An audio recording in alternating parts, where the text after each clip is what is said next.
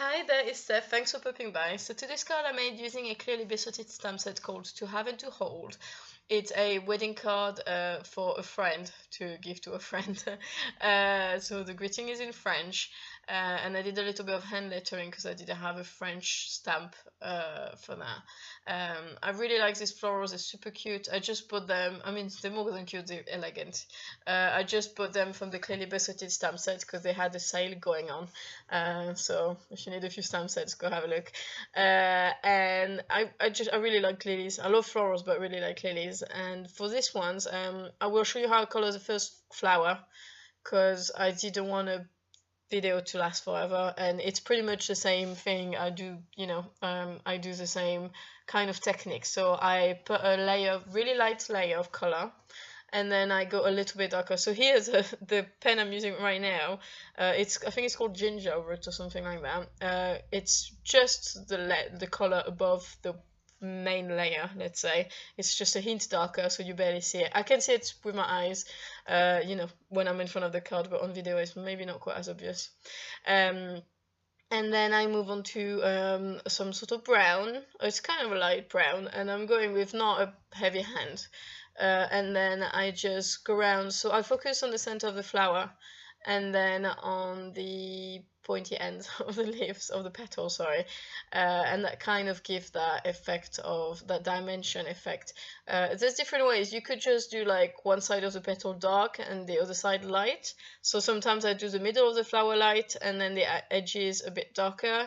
It depends what you're going for, but I do really like that effect of curved leaf, let's say, because the center is lighter than the edges.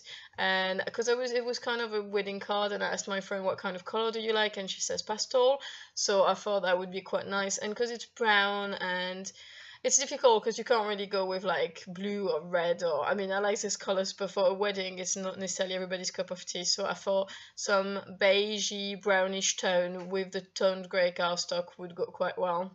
I mean you could do black and white as well, but I did try that on the card recently and I wasn't too happy with it.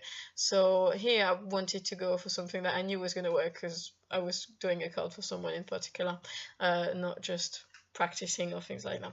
So anyway, so I've done the main flower and then I jumped onto all the flowers, and then you can see here I'm using the colorless blender to mix the colors together, and it works really well. It did fade my darkest color quite a bit, so here I'm going back and I'm retracing the really dark bits with a dark brown, and I kind of wish I went even darker than that, but I didn't want to overpower the light color on the flower by putting too much brown, so I kind of went through the flow and I stopped there. I'm actually really pleased with the result. I just I always wish I went, I mean I do now, but it's always a bit of a risk to go the extra step for a darker color.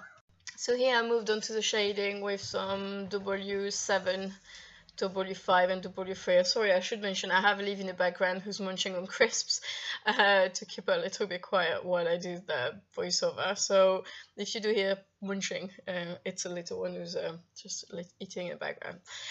So here I did my shading, and then I wanted the darker part of the shading to be even darker, and I don't have a W9, so I went for a dark brown, which I think is called sepia.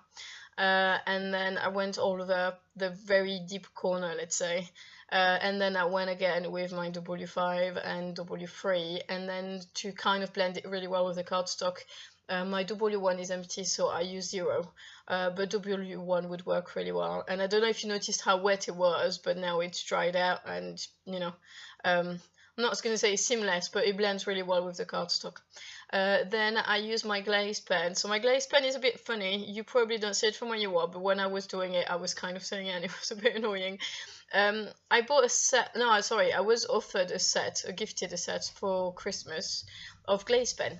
And the black one in there, which actually has a grey cap, wasn't working properly. I have no idea why. So the black I already had was running out. The black one I already had was running out.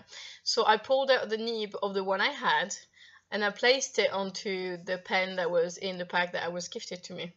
That worked, but not very well. When I pulled it, I realized there's actually a little spring in there.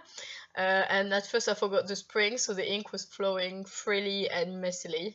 And then I put the spring back in, which is quite messy, so if you do that, do use some tweezers.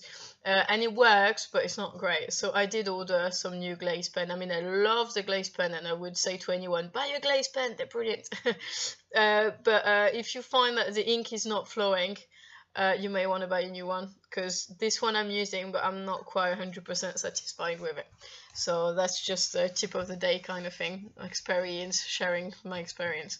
So I didn't have the gritting I needed, so I traced with a pencil, I think it's called, the one you can remove, the word, and then I traced it with my black pen, and that helped me to kind of place it in the right place and kind of have good proportion kind of thing. And then I had made a glaze pen stain at the top of my card, and you can't take that off. I didn't even try because I didn't want to destroy the card after all the work on the flowers. It took me about a bit more than an hour and a half on this card, and it was quite late as well. I didn't want to lose it all, so I stamped some little flowers that come in a stamp set, and that worked out fine, and it's hiding and they won't know it's there. So, you know, if you do make a stain, don't get disheartened, I think the word is. Just try to hide it with something else, and, you know, the Prismacolor, sorry, cover most things. They didn't quite cover the glaze pen, but you know, it's kind of hidden somewhere in there, so it's kind of okay. And then I put some shading around the flowers, retrace the outline obviously, and here I trace a little bit with a white gel pen around the word, and it kind of give it that extra dimension. That's something I learned, I think, watching Christina Werner, and it always works. It always looks better. It helps it pop. It's kind of all or nothing kind of thing. You put the shading, but you have to put a bit of a white outline to kind of help it pop. And I did little dots around the flowers because I added a little something which I really like. Here I was trying to kind of show you how the glaze pen actually glazes, and I think it's a really good pen. Here I used my cardstock, and I wanted to do a special mention to Snow, crafty friend, who shared with us on Instagram a few months back, I think, that little squidgy thing, which is a bit of a bone folder. That she found on Amazon that cost very little and works really well as a Teflon bone folder that will cost a fortune, and I use it a lot, so thank you, Snow, for that. So I hope you like the card. Thank you very much for watching. If you do, please don't hesitate to subscribe to my channel. Please press the notification bell so you know when the videos are coming, and if you want to see the photo, please head over to my blog. Thanks again and have a great day. Bye!